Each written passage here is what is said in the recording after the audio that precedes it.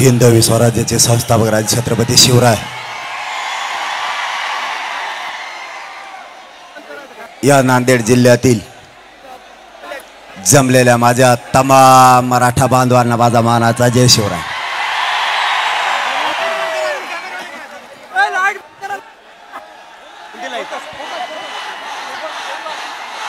शिवाजी महाराजांच्या पुतळ्या बसल्या प्रशासकीय यंत्रणेला विनंती आहे की ते फोकस बंद करण्यात यावेत, फोकस बंद करण्यात यावेत, फोकस। मराठा समाजाच्या आरक्षणाच्या प्रश्नासाठी मराठ्यांनी पुन्हा एकदा ठरवलं आपल्या लेकराला आपल्याला न्याय द्यायचा असला तर माता मावल्यांसह बारीक लेकरं वयोवृद्ध माणसं सुद्धा आपले त्यांची हयात पूर्ण विना आरक्षणाची गेली, पण आपल्या लेकराचं वाटोळं आता होऊ द्यायचं नाही म्हणून म्हातारे माणसं सुद्धा आपल्या नातवाला न्याय मिळाला म्हणून रस्त्यावरती उतरले।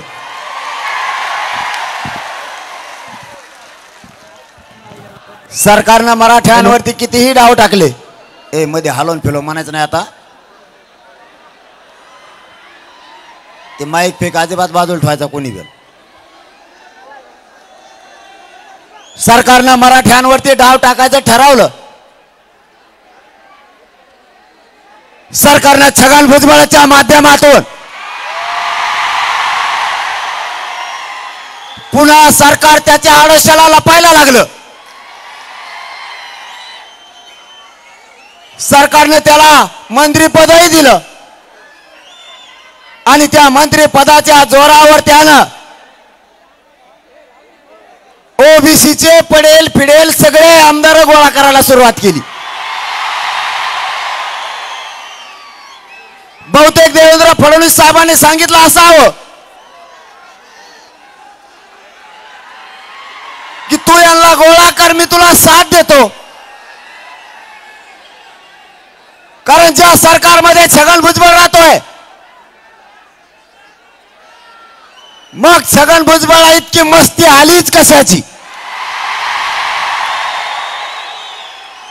मराठ्यांचं अंतर्वाली शांततेत आंदोलन सुरू आहे।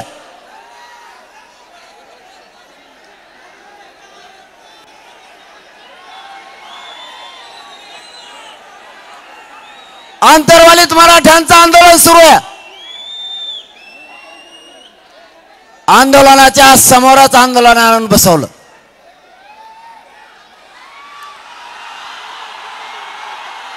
याचा अर्थ होतो छगन भुजबळ सरकारचा पाठिंबा आहे आणि मराठ्यांशी त्यांना दंगल घडून आणायची। मराठ्यांना मी शांततेचं आवाहन केलं आणि मराठा शांत बसला। जर मराठ्यांनी ठरवलं असतं छगन भुजबळला दंगल करायची आणि छगन भुजबळला उत्तर द्यायचं तर मराठ्यांनी त्याला चेटी सुद्धा घालून दिली नसती।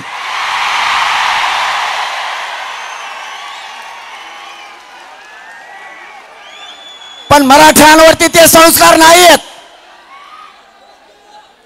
मराठा एकदा शांत म्हणलं की शांतच राहतो,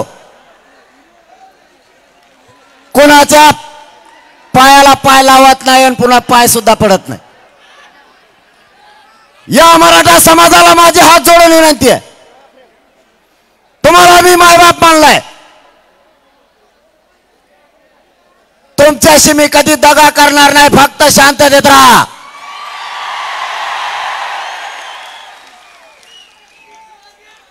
आपल्याला शांततेने हे युद्ध जिंकायचंय। यांनी किती दंगल घडवण्याचा प्रयत्न केला, वाद लावण्याचा प्रयत्न केला तरी मराठ्यांनी हात उचलायचा नाही। गावखेड्यातल्या ओबीसी बांधवांनी आणि मराठा बांधवांनी एकमेकाच्या अंगावर नाही जायचं, शांत राहायचं। हे शांततेचं युद्ध कोणालाच पेलत नाही।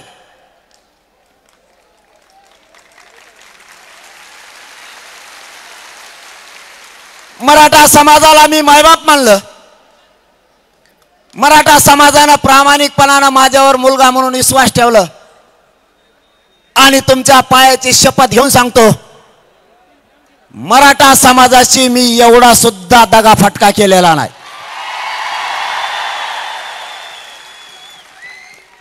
माझ्या शरीराची पुरी चालणी होऊन बसली. चालताना बसताना उठताना मला शरीर साथ देत नाही. सरकारनं माझ्यावरती हल्ले करायचे प्रयत्न केले. माझ्या विरुद्ध षडयंत्र रचले. मला जेलमध्ये टाकायसाठी SIT सुद्धा नेमली. पण हा मराठा खानदानी जातवान मराठ्यांचे क्षत्रिय औलाद आहे.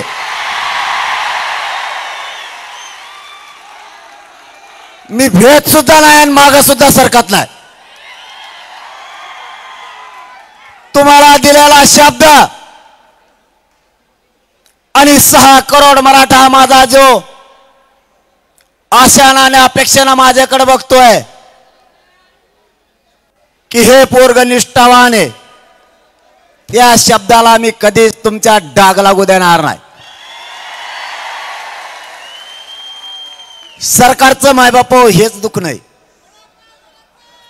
मी त्यांना मॅनेज बी होत नाही, इकत नाही, फुटत नाही. बाकीच्या लोकांसारखं मी नाही केलं. खरं सांगतो तुम्हाला, छत्रपतीच्या पवित्र भूमीत उभा आहे आणि त्यांच्या पुतळ्याजवळ उभा आहे. यांनी काही दिलं असतं पण सगळ्यावरती लाथ मारली फक्त माझ्या जातीसाठी. आई बापा हो, माझी एकच इच्छा आहे शेवटची,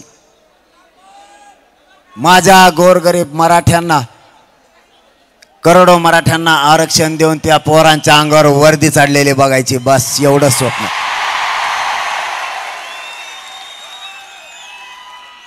मराठ्यांच्या मायबापा रात्रंदिवस कष्ट करायला लागलेत.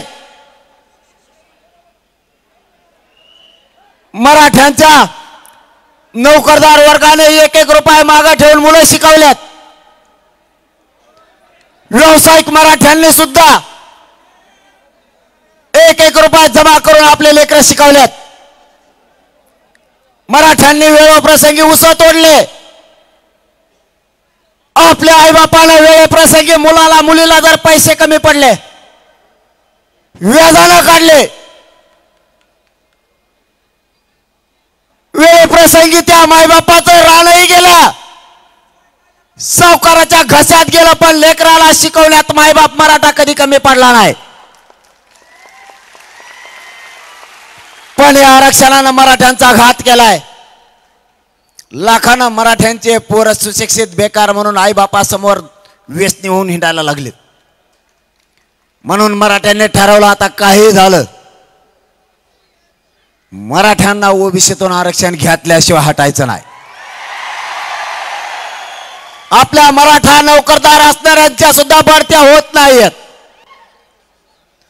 जो कोणी मराठा अधिकारी आहे, मग क्षेत्र कोणचंही असू द्या, त्यालाही धमकवलं जात आहे. त्याला काय म्हणतात माहिती आहे तुम्हाला? आपल्या मराठ्यांच्या अधिकाऱ्याला हे येते बाचकाने 2-4 डबडे गोळा होऊन हे म्हणतात तू मराठ्याचा म्हणून काम करीत नाही का आमचं. आपण त्यांच्या अधिकाऱ्याला कधी म्हणतो का तू ह्या जातीचा आहे म्हणून आमचं करत नाही? रक्षण करा. समाजानं आपल्या अधिकाऱ्यांच्या सुद्धा पाठीशी उभा राहायचं शिका.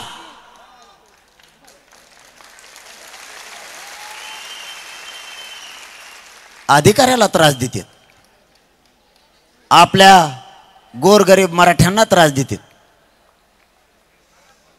मला या नांदेडच्या नगरीतून शेवटचं सांगायचंय, आणि सकाळपासून हिंडतो माझ्या टांगड्या दुखायला लागल्या तर तुमच्या पार मोडून गेल्या असत्या. पाठ दिशीवर किंवा आपण नांदेड नगरीतून शेवटचं सांगतो. अय नाही नाही काय मारतो का मला? हो बाबे राथ आहे ना कवरच चलून दे म्हणतोय देऊ.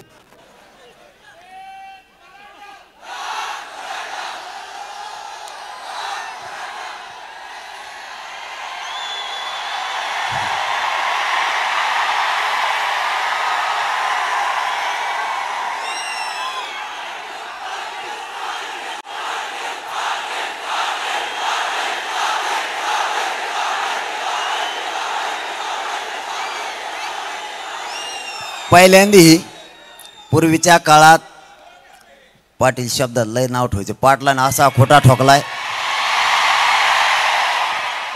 आयला मला तर असं बेकार म्हणतात ना ते सोशल मीडियावर, त्याच्यावर मला म्हणतात हे येड आहे छगन भुजबळ. तेव्हा म्हणतो याला कायद्याचा अभ्यास नाही, घटनेचा अभ्यास नाही, चौथी नापास हे गावठी आहे. मी गावठी असून दे, मी पार बधीर आहे, तुला काय करायचं? मला काय लग्न करायचं तुझ्या संग? मी पार पागल आहे, येडा आहे मी. पण मराठ्यांना न मिळणारं 70 वर्षाचं आरक्षण आतापर्यंत 1.5 कोटी मराठ्यांना दिलक नाही. तो आज छाताडावर पाय देऊन, अरे मी पुरा येडा आहे, मला काहीच कळत नाही. तू पायाने चलतो, मी टकोऱ्यावर चलवतो. तू घटनेचा कायद्याचा अभ्यास घे. पण माझा मराठा समाज पुरा खचला होता. आता कधी मराठ्यांना आरक्षण मिळेल की नाही. पण मराठ्यांना कळालं, आता इमानदारीचा उठाव झालाय, हे शांततेचं युद्ध सुरू झालंय, आता आरक्षण मिळणार. मी सरकारला विचारलं होतं, 54 लाख मराठ्यांच्या नोंदी सापडल्यात, यावर मला खरं सांगा सापडल्यात का? त्यांनी मला प्रोसिडिंग बुकवरती लिहून दिलेलं आहे 54 लाख नाही, 57 लाख नोंदी मराठ्यांच्या सापडल्यात. मग आता 57 लाख सापडल्यात, एका एकाच्या याच्यावर 40-40, 50-50 निघायला लागल्यात. आपण 3च धरू, एका नोंदीवर 3, तरी 1.5 कोटी मराठा गेला की नाही आरक्षणात. छगन भुजबळला कवा करायचं मी पागल आहे का येडा आहे? तुला चक्कर बसायची येळ आणली मी. आणि तू जर आणखीन लय दिवस माझ्या नादी लागला ना, तुला जाणाराच्याच गोळ्या घ्याव्या लागणार आहेत. इंजेक्शन सुद्धा तुला जाणारच घ्यावं लागतं, इतकं लांब एक एक.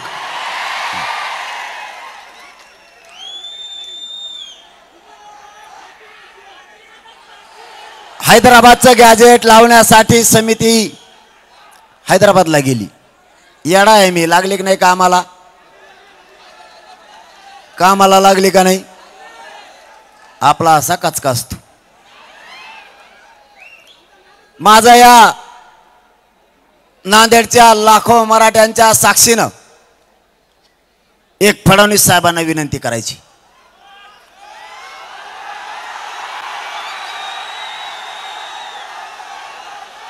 तुम्ही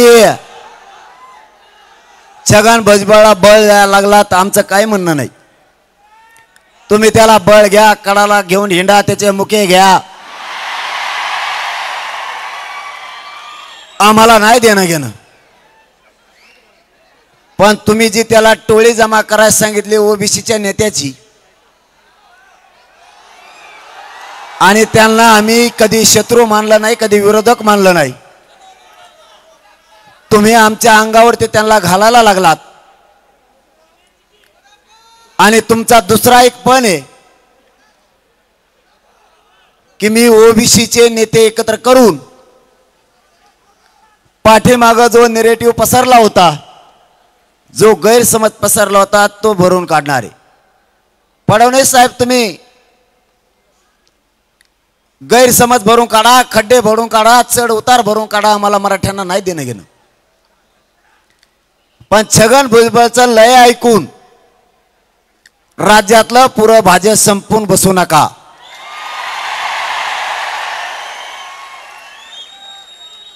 माझं तुम्हाला सांगणं आहे, आम्ही तुम्हाला कधी विरोधक मानलेलं नाही, कधी मानणारही नाही. आमचं आहे ते आरक्षण द्या, हेच मराठे तुम्हाला डोक्यावर घेऊन नाचतील. पण जर छगन भुजबळचं ऐकून मराठ्यांना त्रास द्यायचा प्रयत्न केला तर 288 उमेदवार पडत असते तुमचे.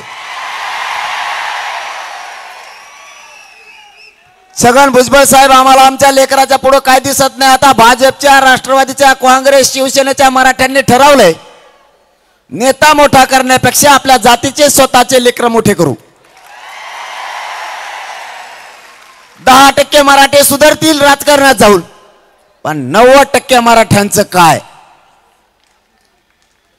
आणि या मनोज जरांगेने नेमका तोच विडा घेतलाय की 10% सुधारायचे नाही पण 90% गरीब मराठे सुधारायचे.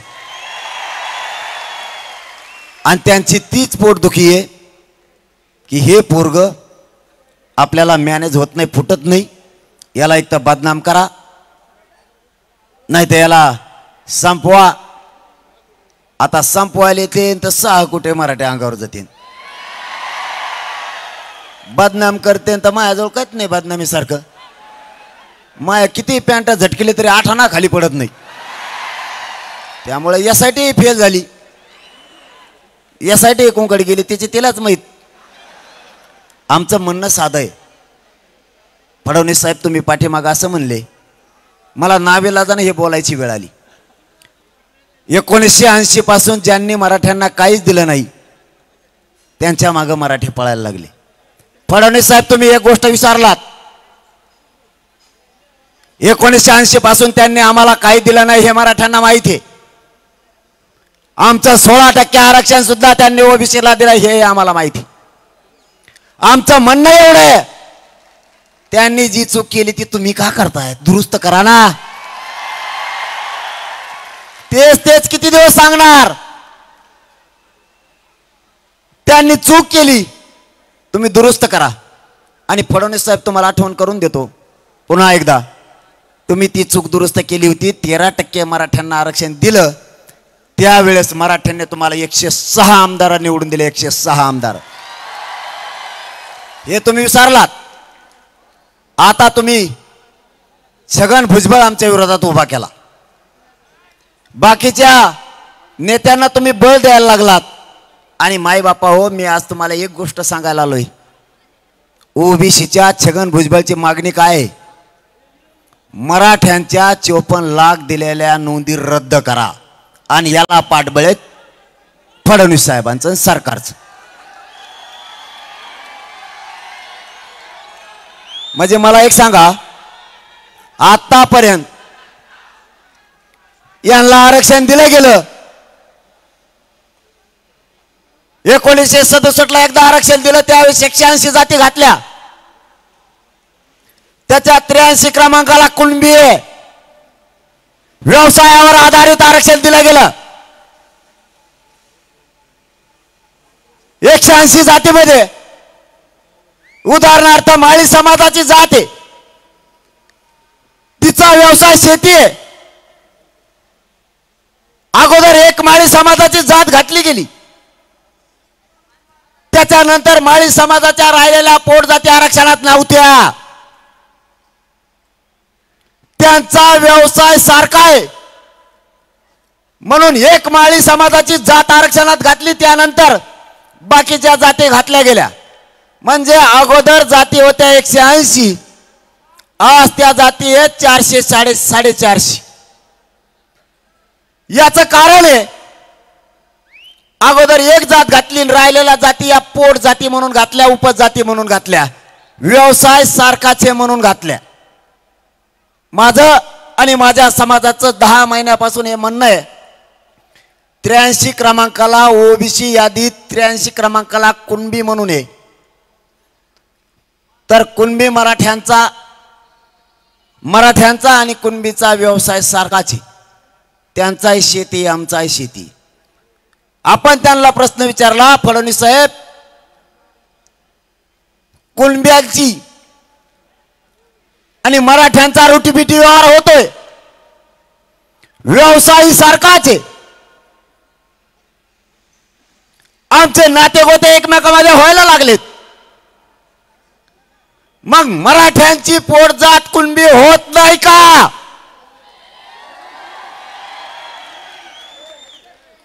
तुम्ही 180 जातीच्या 450 जाती केल्या. हे काम करायचं सोडून तुम्ही त्याला शिकवायला लागले, छगन भुजबळला साथ द्यायला लागले, आमच्या विरोधात त्याला उठवायला लागले. आमचं हैदराबादचं गॅजेट आहे, सातारा संस्थांचं आहे, बॉम्बे गव्हर्नमेंटचं आहे, ते तुम्ही घेत नाहीयेत. आणि तुम्ही म्हणताय फडणवीस साहेब आम्ही गैरसमज पसरेला. फडणवीस साहेब, तुम्हाला माझा सवाल आहे, विरोध म्हणून नाही पण तुम्हाला सावध करायचं आहे म्हणून. काय समाजाला आम्ही खोटं सांगितलंय? अंतरवालीत आंदोलन बसला, आमच्या आई भाईच्या बहिणीच्या छातड्यात तुम्ही गोळ्या घातल्या की नाही घातल्या? काय खोटं सांगितलंय? आजही आमच्या माता मावल्याला आणि पोरांना रस्त्यानं चालता येत नाही. हे खोटं आहे का? तरीही फडणवीस साहेब तुम्ही आमच्यावर 307 सारख्या केसेस केल्या. हे खोटं आहे का? आमचा सवाल आहे फडणवीस साहेब तुम्हाला, काय समाजात गैरसमज पसरलाय? जे खरं आहे तेच समाजाला माहिती आहे. म्हणून तुमच्या भाजपात असलेला आणि शिवसेनेत असलेला गोरगरीब मराठा सुद्धा तुमच्यापासून बाजूला गेलाय. तुमच्यापाशी फक्त मराठ्यांचे नेते राहणार आहेत. तुम्ही खरं बोलत नाहीत. फडणवीस साहेब तुम्ही मला म्हणला होता सगळ्या केसेस मागे घेईन अंतरवाली सर राज्यातल्या, तुम्ही नाही घेतल्या. उलट तुम्ही लाखो मराठ्यांच्या गोरगरीब पोरावर राज्यात केसेस दाखल केल्या. हे खोटं आहे का? फडणवीस साहेब आम्ही गैरसमज किंवा नॅरेटिव्ह नाही पसरवला. तुम्ही लाखो केसेस आमच्या पोरांवरती केल्यात. फडणवीस साहेब आमच्या आई बहिणीचे डोके फुटून सुद्धा तिच्यावर केस झाली. रक्ताच्या थारोळ्यात पडलेले आई ओढायला सुद्धा कोणी नव्हता. 5-5 वर्षाचे लेकरं किंकाळ्या देत होते. अश्रुधुराच्या नळकांडलेले लेकरं ओक्सा बोक्सी आरडत होते. त्यावेळेस फडणवीस साहेब तुम्ही म्हणालात की माझ्याच पोलिसाला मारलं. तुमचे पोलीस नाही, जनता आहे. तुम्ही मराठ्यांना येण्यात काढायचं बंद करा. आम्ही काय खोटं नाही बोललो. आणि मी जातवान क्षेत्रीय मराठा, आम्ही खोटं बोलत नसतो. तुम्ही कितीतरी वेळे डाव टाकले, आता तुम्ही नवीन डाव टाकला. छगन भुजबळ त्याला हाताखाली धरलं आणि मठ्ठा करायचं ठरवलं. फडणवीस साहेब, छगन भुजबळ राजकारणी माणूस आहे. तेव जेलला जाईन, तुम्हाला सुद्धा जाता घेऊन जाईन, त्याच्या नादी नका लागू. मराठे एकटेच 50-55% येत. तुम्ही किती भारी उमेदवार जागीरदार उभा केला तरी मराठे त्याला पाडीत असतील. म्हणून या नांदेडच्या नगरीतून फडणवीस साहेब माझी तुम्हाला विनंती आहे, आम्ही तुम्हाला शत्रू आणि विरोधक मानलेलं नाही. हे जाहीरपणानं माझ्या मायबाप समाजासमोर सांगतो. आम्हाला राजकारणात जायचं नाही. मलाही जायचं नाही, माझ्या समाजालाही जायचं नाही. आमचं हक्काचं आरक्षण ओबीसीतून सरसकट मराठ्यांना कुणबी प्रमाणपत्र द्या. आमचे सगळे गॅजेट लागू करा. सगळ्या सोयऱ्यांची अंमलबजावणी आम्ही दिलेल्या व्याख्याप्रमाणे करा आणि ते टिकवायचं सुद्धा तुम्हीच. हेच मराठे तुम्हाला हे सगळं दिल्याच्या नंतर डोक्यावर घेऊन नसतील. मराठे कोणाचा उपकार ठेवत नाहीत. पण तुम्ही जर त्या भानगडीत पडलात, खड्डे भरून काढायचे, निरेटिव्ह कमी करायचा, छगन भुजबळला पडेल पाडेल गोळा करायला लाव, तर महाराष्ट्रात एकटेच 50-55% मराठे आहेत, कोणाला सुधरून देत नसते. आणि त्यातले त्यात मी तुम्हाला फुटत नाही म्हणून मी बी इमानदार या मायबाप समाजासोबत त्यांचा मुलगा म्हणून आहे. डाळच शिजून देत नसतो मी तुमची. मी तुम्हाला फुटत नसतो, मॅनेज होत नसतो, मला पद नको. आणि आणखीन एक सांगायचं राहिलं राव फडणवीस साहेब, तेवढं ते बी सांगतो लगेच. त्या चंद्रकांत दादाला एकदा अधिसूचना वाचायची सांगा. चंद्रकांत दादाला माहित नसतं काही, आणि तुम्ही सोडितात त्याला आमच्या अंगावर. फडणवीस साहेब तुम्ही सोडलेलं आहे. छगन भुजबळ, त्यो गिरीश महाजन साहेब, एक हे 4-5 जण तुम्ही सोडलेत. आम्हाला कळतं आहे. तुम्हाला वाटत असेल तुम्ही लय हुशार आहेत, उपमुख्यमंत्री झालात. पण त्या उपमुख्यमंत्री पदावर बसवणारे ही जनता आहे मराठ्यांची. तुम्हाला वाटत असेल तुम्ही लय शहाणे आहेत, सगळ्याला कळतं. आम्हाला आमचे लेकराचं कळतं, जसं तुम्हाला सत्य यायचं कळतं तसं. त्या चंद्रकांत पाटील दादाला एकदा सांगा, त्याला आमच्या अंगावर नका घालू. ती गैरसमज असा पसरायला लागलाय, सगळ्या सोयरेची अंमलबजावणी आम्ही केलेली आहे असं ते म्हणतोय. मी या नांदेडच्या सगळ्या बांधवाच्या साक्षीनं सांगतो. 5 मिनिटात उर घेतो आता.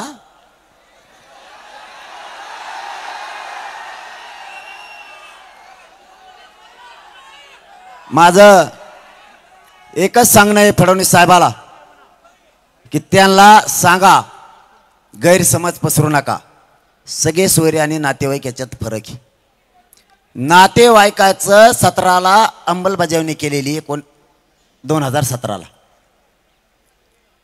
ते म्हणते चंद्रकांत दादा असं मीडियात येऊन बोलतेत 17ला त्याची अंमलबजावणी केलेली आहे.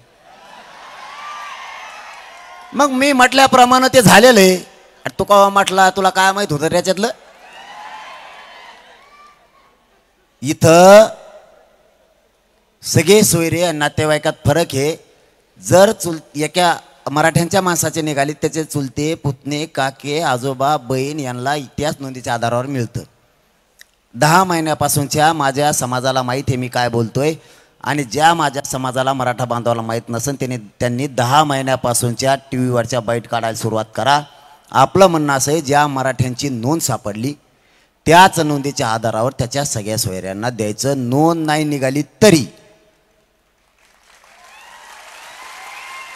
कारण ज्या मराठ्यांची नोंद निघाली त्या मराठ्यांचा आणि त्याच्या सोयऱ्याचा सारखाच व्यवसाय, आणि तुम्ही आरक्षण व्यवसायाच्या आधारावर दिलंय. म्हणून जर सगळ्या सोयऱ्याची अंमलबजावणी झाली तर मी सांगतानाच 2-3 उपोषणात असं सांगितलेलं आहे, ज्या मराठ्यांची नोंद निघाली त्या नोंदीच्या आधारावर शपथपत्र देऊन नोंद न निघाल्या मराठ्यांची प्रमाणपत्र याच नोंदीच्या आधारावर निघाल्याच्या नंतरच मी उपोषण मागे घेणार आहे, असा माझा सरकारला त्यावेळेचा शब्द आहे. मराठ्याला सुद्धा मी अगोदर सगळ्या सोयऱ्यांचं पत्र बघणारे याला दिलंय का, तरच ती अंमलबजावणी लागू. मराठ्यांचं प्रमाणपत्र निघालंय आणि त्याच्या सोयऱ्याचं नोंद नसून निघालं याच नोंदीच्या आधारावर, त्याच वेळेस मी आंदोलन मागं घेईल असं सांगितलेलं नसता घेणार नाही. ते चंद्रकांत दादा पाटील काय म्हणते, ते म्हणतेत 17लाच आम्ही अंमलबजावणी केली. मी विचारलं कशी केली बा, त्यांना नाही दुसऱ्याला, त्याचं मग जमत नाही. म्हणलं सांगा कशी. ते म्हणले ज्याची नोंद निघाली त्याच्या चुलत्याला देतो, पुतण्याला देतो, त्याच्या आजोबाला देतो. हे झाले सगळे सोयरे.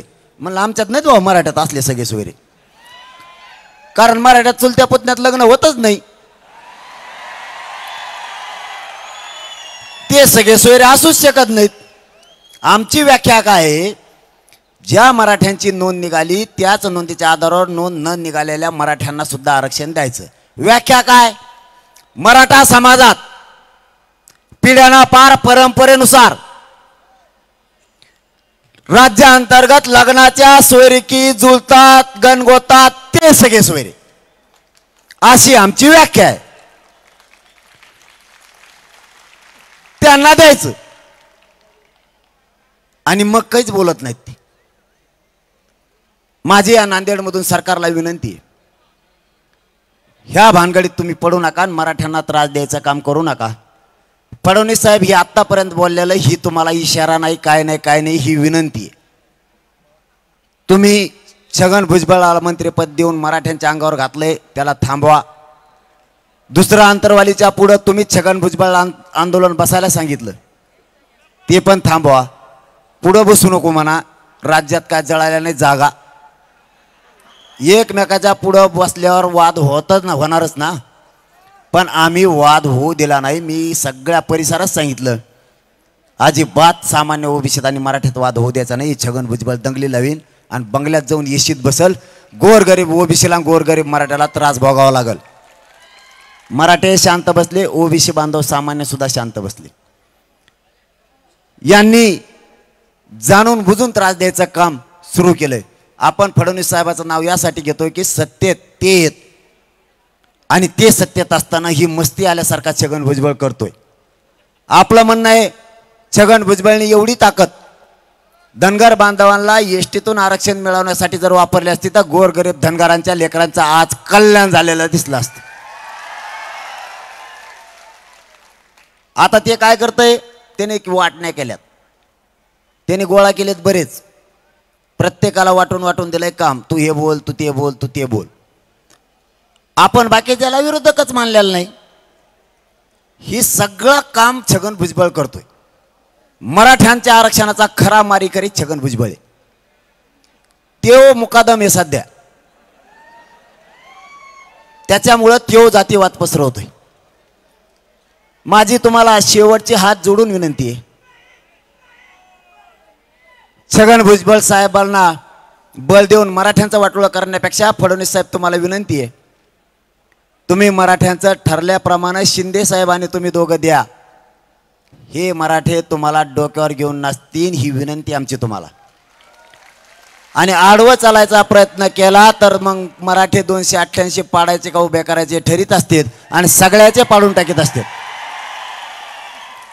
आता मी एवढं बोललो का, आता काय करणार माहिती आहे का, कसल्याचे नाव नका घेजो रे.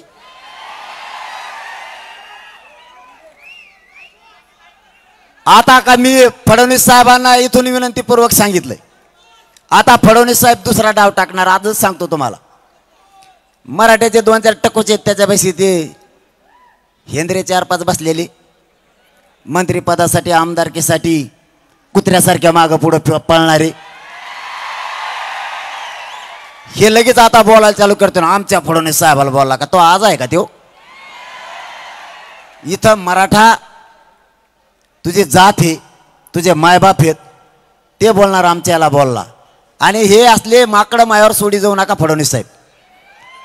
त्याचं कारण सांगतोय तुम्हाला मी, तुमच्या बऱ्यावर येता असं समजा, त्याचं कारण सांगतो तुम्हाला. आम्ही तुम्हाला विनंतीपूर्वक सांगितलं की तुम्ही ते मराठीचे 4-5 तुमच्याजवळ असणारे माकडं ते टकोचे मीडियात बोलायला आमच्यावर सोडता. त्याचा परिणाम सांगतो तुम्हाला काय होतो.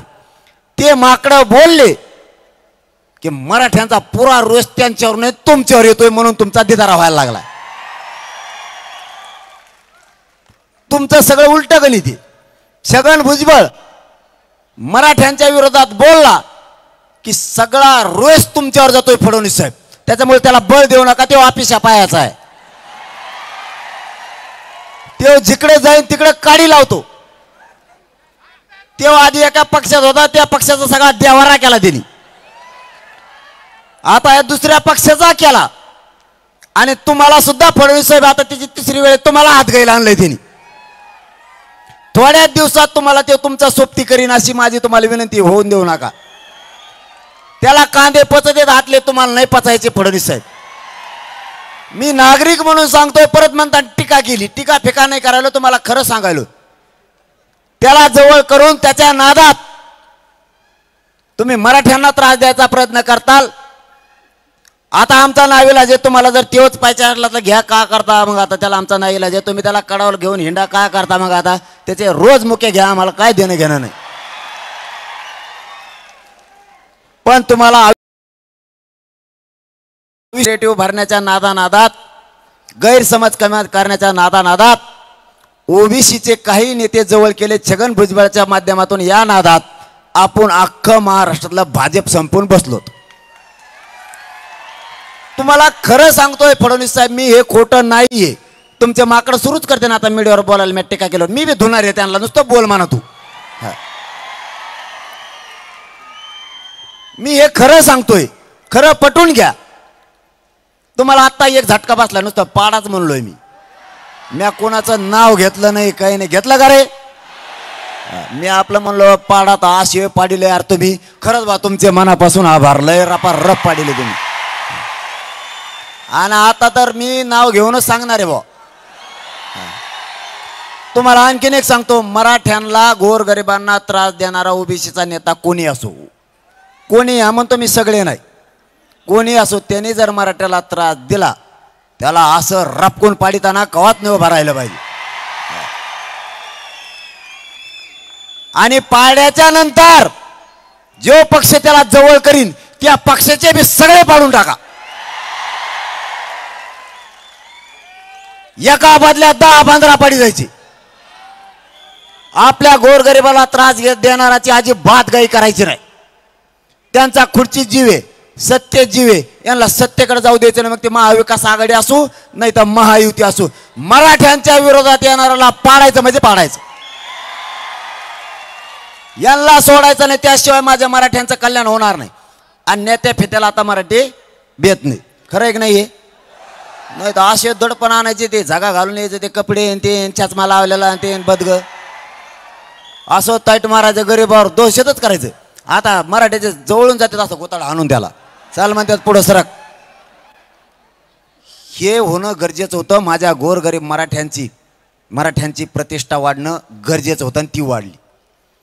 तुमच्या चपला सकट नेते पाय पडत आहेत का नाहीत आता गोरगरीब मराठ्याच्या? आपल्याला हे करायचं होतं. माझ्या गोरगरीब मराठ्यांना किंमत आणायची होती, त्यांची प्रतिष्ठा वाढायची होती. चपला सकट कचा कच माझ्या गरीबाच्या पाया पडते आता. आता कशा ठेप्याला आलेत. ही एकजूट अशीच ठेवायची. पहिल्यांदा म्हणायची ओबीसीचं मतदान पाहिजे, आता म्हणतात ओबीसीच नसलं तरी चलन पण मराठ्याच पाहिजे. आतून कुजबूज आहे तशी. एवढ्या वेळेस आपण शंभूराजे देसाई साहेबांवरती विश्वास ठेवलाय. खरं ते सांगतो तुम्हाला. शिंदे साहेबांवरती ठेवलाय, फडणवीस साहेबांवरती सुद्धा पुन्हा एकदा मराठ्यांनी विश्वास ठेवलाय. फक्त आता मराठ्यांशी दगा फटका करू नका. तुम्ही मराठ्यांना आमच्या गॅजेटसह सगळ्या सोयऱ्याच्या अंमलबजावणीसह सगळ्या ज्या मागण्यात 83 क्रमांकाला मराठा आणि कुणबी एकच आहे, या असं सगळ्या मागण्या मान्य करा. हे मराठे तुम्हाला खरोखर सांगतो डोक्यावर घेऊन नाचतील. नसतं रे बाबा. मला नाविलाजानं महाराष्ट्रातल्या मराठा समाजाची एखाद्या मैदानावर बैठक घेऊन 288 उभा करायची का पाडायचा हा निर्णय घ्यावाच लागणार आहे. आणि पुन्हा जर मराठे मुंबईकडे आले तर माघारी येणार नाहीत हे जाहीर सांगतो.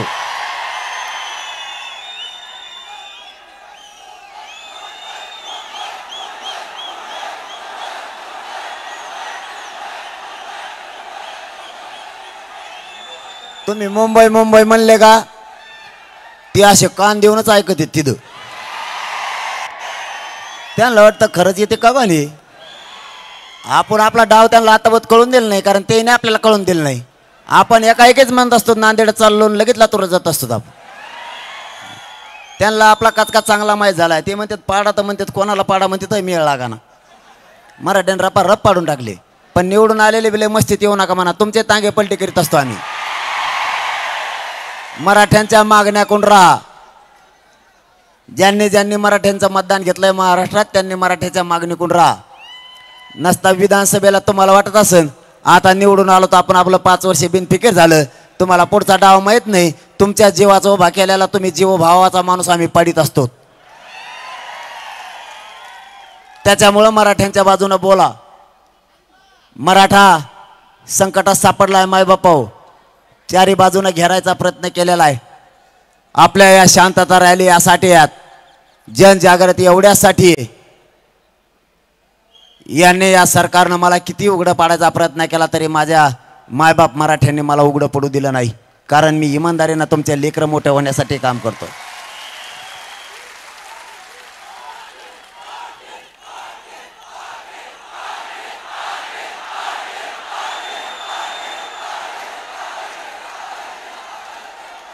यांची एकच इच्छा आहे, याला संपवा.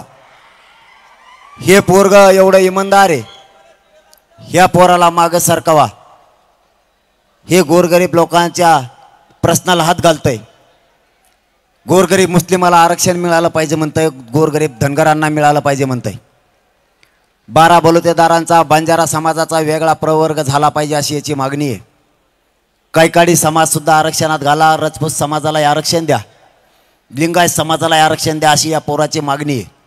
मराठा ताकदीने याच्या पाठीशी उभा राहिलेला आहे. आणि माझंही मायबापावर दुसरं काय ध्येय नाहीये.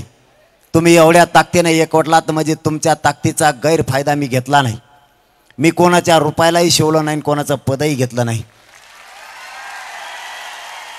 आणि मला नकोय, पण मला शेवटच्या श्वासापर्यंत, मी मरणाच्या शेवटच्या घटकासुद्धा समाजासमोर इमानदारीनं मोजणार आहे. तुमच्याच खांद्यावरती मरण मला पत्करायचं आणि तुमच्याच खांद्यावरती इमानदारीनं जायचं, पण गद्दारीचा डाग घेऊन मला नाही मारायचं. या सरकारनं मला गोळ्या घातल्यानं मला तुमच्यासाठी बलिदान बी द्यायचं वेळ आली तरी मी द्यायला तयार आहे. मायबापा हो, मी मनच बदलून टाकली. लोक म्हणतात लाख मेले तरी चालतील, पण लाखांचा पोशिंदा जगला पाहिजे. मी ही पुरी मन बदलून टाकली. कोटीना जगले पाहिजेत, लाख जगले पाहिजेत, एक मेला तरी चालन ही मी मन पत्कारली. म्हणून मी मरायला तयार आहे, पण करोडो माझे मराठे मरायला मी नाही बघणार ते मरताना. माझी प्रामाणिकपणाने इच्छा आहे की या मराठा समाजाच्या मायबापानं जे स्वप्न बघितलं की माझं लेकरू अधिकारी झाला पाहिजे, तेही IPS दर्जाचा अधिकारी बनलं पाहिजे, IAS दर्जाचा अधिकारी झाला पाहिजे. प्रत्येक आईबापाचं स्वप्न आहे की माझं लेकरू डॉक्टर झालं पाहिजे, तहसीलदार कलेक्टर झालं पाहिजे, माझं पोरगं इंजिनियर झालं पाहिजे, हे आईबापाचं स्वप्न आहे. माझ्या मुलानं माझ्या मुलीनं उच्च शिक्षण घेतलं पाहिजे, हे प्रत्येक आईबापाचं स्वप्न आहे. ते स्वप्न साकार करण्यासाठी रात्रंदिवस जीवाची बाजी लावून मी जीव सुद्धा तळ हातावर घेतलाय. इतके शत्रू मला वाढले, सरकारही माझ्या विरोधात आहे, विरोधी पक्षही नाही, विरोधी पक्ष सुद्धा माझ्या विरोधात आहे. सरकारनं माझ्या आजूबाजूच्या लोक फोडून त्यांनाही पत्रकार परिषदा घ्यायला लावून त्यांनाही माझ्या विरोधात उतरवलं, तरी मी या समाजासाठी एक इंचही मागं सरकणार नाहीये. तुम्हाला शब्द आहे माझा, या मराठ्यांच्या पोराला आरक्षण दिल्याशिवाय, तुमचे लेकर अधिकारी झालेला बघितल्याशिवाय एक इंच सुद्धा मी मागं सरकणार नाहीये. मी नाही भेट यांना मारायला. यांनी कितीही डाव टाकले तरी नाही मी मागे सरकत. यांचं सरकार पडेल किंवा येईल याच्याशी मला नाही देणं घेणं. माझा समाज मोठा झाला पाहिजे हे माझं बिरीद वाक्य. यांच्या जाती यांनी मोठ्या केल्या, तेव्हा यांना आम्ही जातीवादी नाही मानलं. आज माझा मराठा समाज एकत्र आला, एक गट्टा माझ्या मराठा समाजाला मतदान केलं तर हे मराठ्यांना जातीवादी म्हणायला लागले. अरे तुमची जात एकत्र आली, त्यांनी एक गट्टा मतदान केलं, त्यावेळेस तुम्ही जातीवादी नाहीत. आणि आम्ही जर एकत्र आलो तर आम्ही जातीवादी. वारे न्याय. तुम्ही तुमच्या जातीला आरक्षण दिलं, त्यावेळेस तुम्ही जातीवादी नाहीत. आणि मी माझ्या जातीला आरक्षण दिलं तर मी जातीवादी. हा कोणता न्याय? तुम्ही आमचे शेकडो लोक पाडले, आम्ही तुमचे एक दोनच पाडले तर तुम्हाला किती वेदना झाल्या. तुमचं एक पडलं तर तुम्हाला एवढ्या वेदना झाल्या. तुमच्या जातीच्या नेत्यावर तुम्ही एवढं प्रेम करायला लागलात तर माझ्या लाखो मराठ्यांचे पोरं व्यसनी झालेत, नोकऱ्यापासून वंचित राहिले तर आम्हाला किती वेदना होत असतील. तुम्ही खोटं आरक्षण घेतलं, बोगस आरक्षण तुम्ही खाताय. आमच्या नोंदी सापडलेला असून छगन भुजबळ रद्द करा म्हणतो, आम्हाला किती वेदना होत असतील. तुम्ही फुकटचं खाता, बोगस आरक्षण खाता. आमच्या सरकारी नोंदी असून तुम्ही आम्हाला विरोध करता. तुम्हाला आरक्षण असून तुम्ही एवढ्या ताकदीने लढता, मग आम्हाला नाही म्हणल्यावर आम्ही किती ताकदीने लढूत. तुम्ही जर तुमच्या जातीसाठी कट्टर आहेत तर मी माझ्या जातीसाठी कट्टर आहे. तुम्ही तुमच्या जातीसाठी केसेस घ्यायला भेट नाही, माझाही मराठा खोट्या केसेस घ्यायला भेट नाही, पण मागा नाही सरकार. कोणाला शिकवतोय जातीवाद? जातीवाद तुम्ही करायचा आणि शिकवायचा आम्हाला. बोगस आरक्षण तुम्ही खायचं आणि कायद्याची भाषा आम्हाला शिकवायची. सरकारला, फडणवीस साहेबाला आणि शिंदे साहेबाला सांगतो, आमच्या सरकारी नोंदी सापडल्यात आणि या विराट रूपानं जमलेल्या नांदेडच्या मराठ्यांच्या साक्षीनं सांगतो, एकही नोंद रद्द होता कामा नये. छगन भुजबळचं ऐकून आमच्यावर अन्याय आम्ही सहन नाही करणार. जर तुम्ही आम्हाला असा त्रास दिला तर तुमच्यासाठी येणारा काळ वाईट असेल हे लक्षात ठेवा. मी माझी इमानदारी नाही ऐकू शकत. तुम्ही किती बदनाम करा, किती डाव टाका, मी या माझ्या समाजाला मायबाप मानलेला आहे. माझा कुटुंब उघड्यावर सोडून मी या समाजाला कुटुंब मानलाय आणि करोडो माझे मराठ्यांचे लेकरं मोठे व्हावेत म्हणून रस्त्यावरती आहे. माझ्याकडून माझ्या 6 करोड मायबाप जनतेच्या अपेक्षा आहेत. त्यांना आशा आहे हेच पोरग आपल्याला आपलं आरक्षण देऊ शकतं म्हणून ताकदीने उभा आहेत. मी माझ्या 6 करोड मराठ्यांचा आणि त्यांच्या लेकरांच्या अपेक्षा भंग होऊ देणार नाही. वेळ आली तर सरकारच्या मुंडक्यावर पाय देईन, पण मराठ्यांना ओबीसीतून आरक्षण देईन.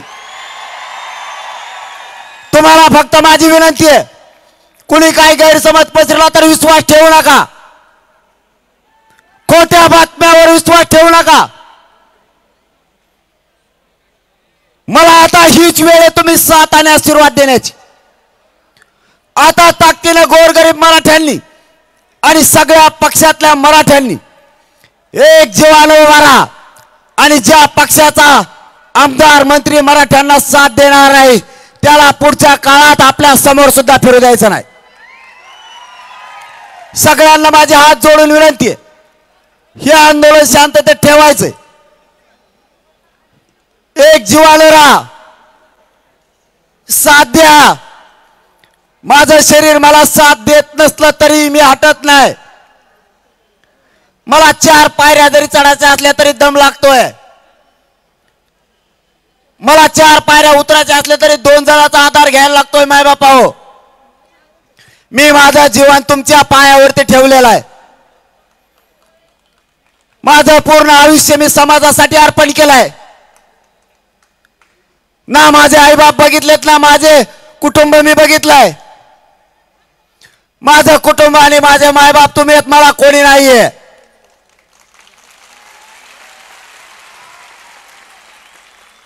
मी तुमच्यावरती आईबापाच्या प्रमाणे प्रेम करतोय.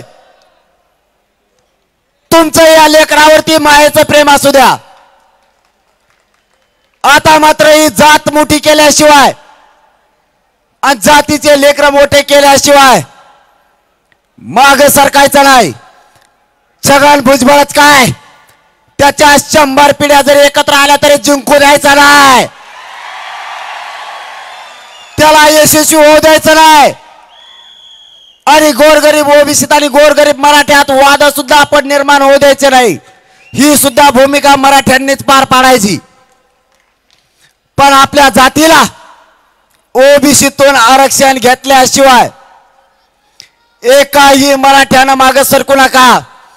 आणि सरकारनं किती डावा टाकून मला उघडं पाडायचा प्रयत्न केला तरी या मुलाला, तुमच्या लेकराला उघडं पडू देऊ नका.